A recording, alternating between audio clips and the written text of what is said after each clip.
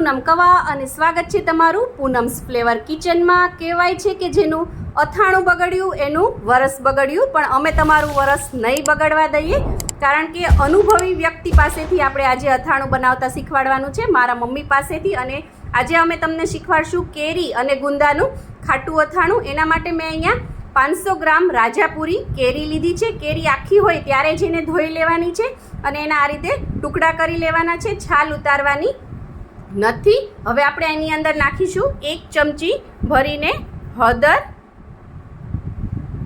અને 1.5 ચમચી મીઠું છે, તમે તમારા સ્વાદ પ્રમાણે કરી શકો છો। અને આને હવે આપણે મિક્સ કરી દેવાનું છે હાથેથી। મેં અહીંયા રાજાપુરી કેરી લીધી છે, તમે દેશી અથવા કેસર પણ લઈ શકો છો, પણ દેશી કેરી ખાટી હોય છે, રાજાપુરી કેરી છે એ વધારે સારી રહેશે અથાણા માટે। બસ આ રીતે તમારે એને મિક્સ કરી અને ઢાંકણ ઢાંકી અને 1 રાત માટે રહેવા દેવાની છે, અથવા 10 થી 12 કલાક માટે રહેવા દેવાની છે, પછી જ આપણે આગળની પ્રોસીજર કરીશું।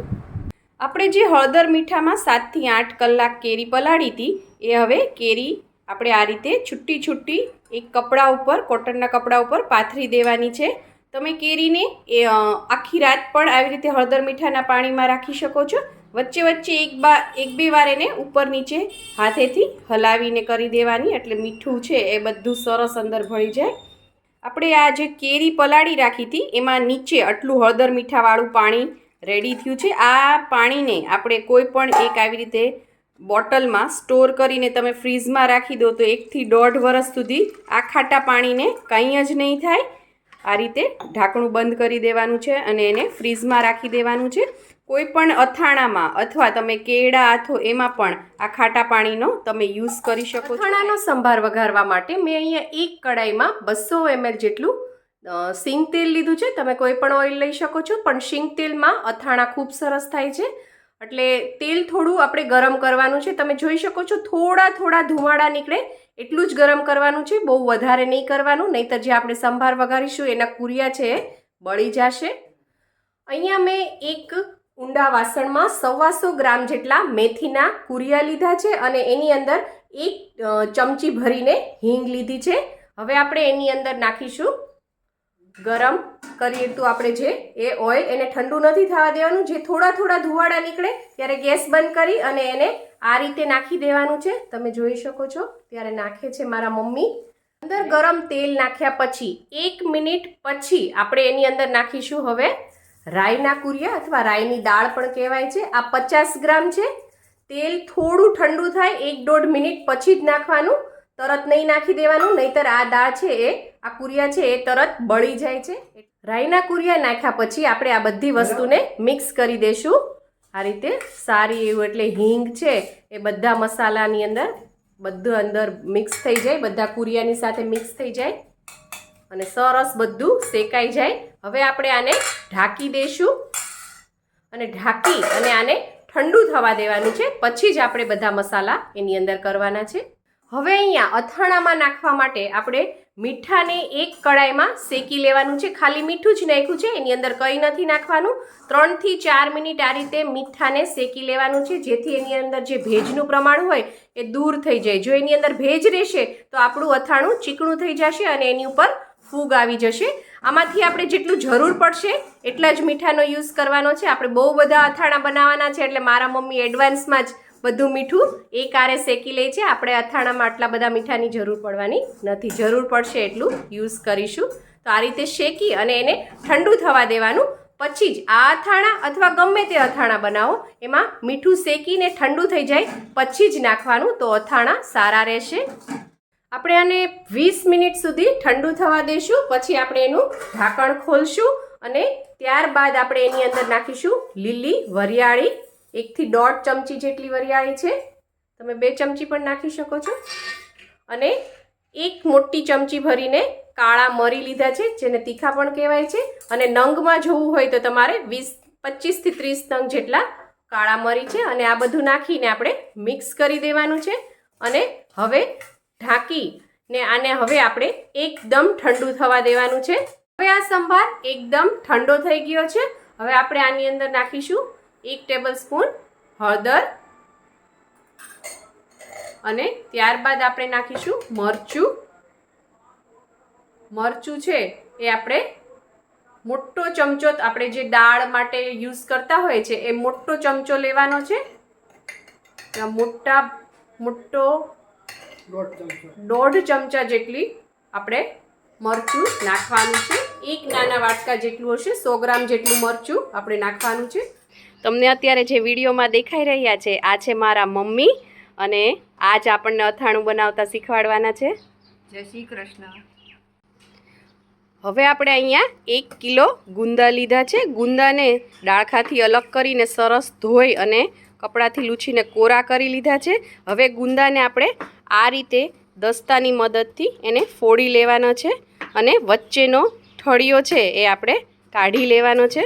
જો તમને દેખાડે આ રીતે કોઈ અણીવાળું ચાકુ હોય ધારવાળું, એનાથી આ રીતે એની અંદરથી ઠળિયા છે એ કાઢી લેવાના છે.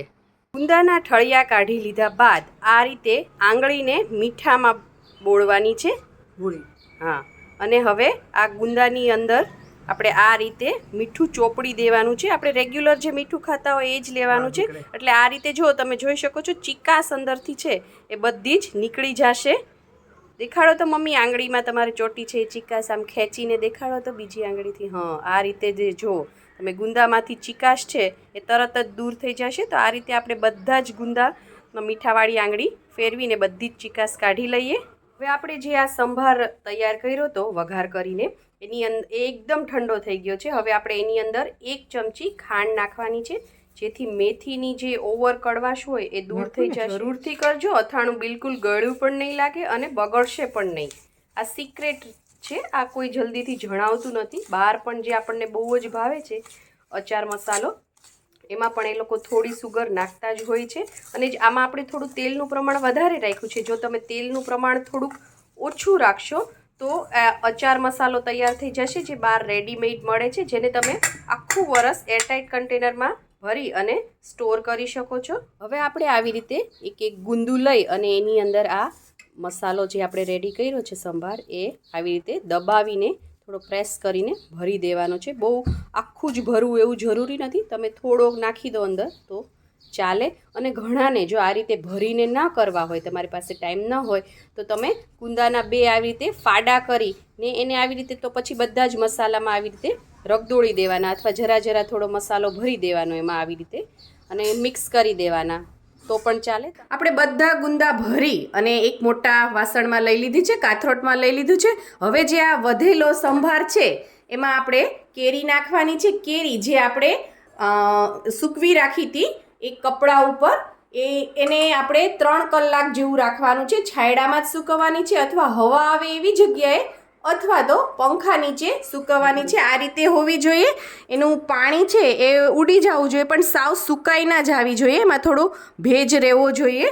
એને આપણે મિક્સ કરી દઈએ છીએ સંભારામાં. જો કેરી એકદમ સુકાઈ જશે, બધું પાણી ઉડી જશે, તો કેરી છે એ એકદમ ડ્રાય થઈ જશે અને એકદમ કડક થઈ જશે, ચવડ થઈ જશે, ખાવામાં મજા નહીં આવે.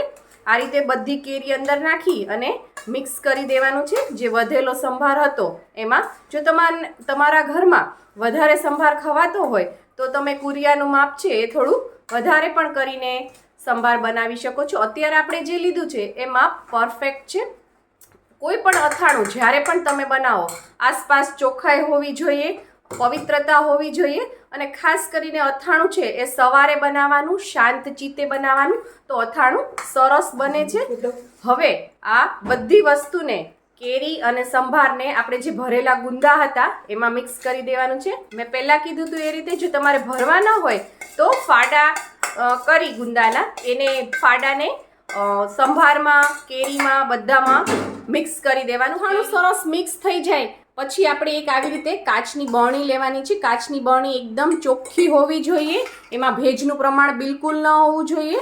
એ બરણીમાં આ રીતે આપણે જે ગુંદા, કેરી અને સંભાર રેડી કર્યો હતો એનું જે મિક્સચર છે એ બધું જ અંદર નાખી દેવાનું છે. બની શકે તો તમારે કાચની બરણીને થોડી વાર તડકે મૂકી દેવી, જેથી એમાં ભેજ અથવા કોઈ પણ બેક્ટેરિયા હોય તો એ દૂર થઈ જાય. અથાણાને આ રીતે કાચની બરણીમાં ભરી લેવાનું છે અને થોડું દબાવીને ભરવાનું છે, જેથી વચ્ચે હવાનું પ્રમાણ ન રહે અને અથાણું બગડે નહીં. હવે આપણે એને ઢાંકણું બંધ કરી દઈશું. અત્યારે આપણે આની અંદર કંઈ પણ નાખવાનું નથી. આ રીતે મિક્સ કરી અને આને એક રાત રહેવા દેવાનું છે, અથવા 12 થી 15 કલાક આ રીતે રહેવા દેવાનું. ત્યારબાદ જ આપણે આગળની પ્રોસિજર કરવાની છે. આ અથાણાને આપણે બરણીમાં ભરી લીધું, પછી આપણે એને એક રાત રહેવા દીધું હતું. બીજે દિવસે તમે જોઈ શકો છો સંભારની અંદર જે તેલ હોય એ ઓલરેડી ઉપર આવી ગયું છે, પણ હજી આપણે થોડું તેલ નાખશું. હજી આની અંદર આપણે બીજું તેલ નાખશું. આ તેલ પણ ઓલરેડી ગરમ કરેલું છે, થોડું ધુમાડા નીકળે એટલું ગરમ કરી લેવાનું. પછી ઠંડુ થાય પછી જ આ રીતે નાખવાનું. અથાણાની ઉપર 2 ઇંચ જેટલું ઓઇલ રહેવું જોઈએ, તેલ રહેવું જોઈએ આ રીતે, તો અથાણું બગડશે નહીં. હવે આપણે એનું ઢાંકણું બંધ કરી દઈશું. તમે જોઈ શકો છો એનો કલર કેટલો સરસ લાગે છે. જ્યારે પણ તમે કાઢો ત્યારે પછી ફરીથી આ રીતે સરખું ઉપર કરી લેવાનું. ક્યારેક તેલ બધું એબ્ઝોર્બ થઈ જાય અથવા ઘટી જાય તો ફરીથી પાછું તેલ નાખી દેવાનું. અથાણામાં તેલ નાખ્યા બાદ આપણે અથાણાને 2 દિવસ સુધી એમનેમ જ રહેવા દેવાનું છે. 2 દિવસ બાદ એ ખાવા માટે રેડી થઈ જશે. તમે જોઈ શકો છો મેં અહીંયા સર્વ કરેલું છે. અને આ અથાણાને તમે 12 મહિના સુધી એરટાઇટ કન્ટેનરમાં ભરી અને સ્ટોર કરી શકો છો. કાચનું વાસણ લેશો તો વધારે સારું રહેશે. આને તમે ફ્રીજની અંદર પણ રાખી શકો છો અને ફ્રીજની બહાર પણ. પણ એક વાતનું ધ્યાન રાખવાનું છે, હવાવાળી જગ્યાએ રાખવાનું છે. ભેજ ન આવવો જોઈએ અને સૂર્યપ્રકાશ ન આવવો જોઈએ એવી જગ્યાએ અથાણું રાખશો તો કોઈ પણ અથાણું ક્યારે પણ બગડશે નહીં. જો તમને મારી આ રેસીપી પસંદ આવી હોય તો લાઈક, શેર, કોમેન્ટ કરો. પ્લીઝ મારી ચેનલને સબસ્ક્રાઈબ કરો અને હા, બેલ આઇકન દબાવવાનું ના ભૂલશો, જેથી આવી જ સરસ મજાની વાનગીઓ તમારા સુધી પહોંચતી રહે. Thank you. આવજો.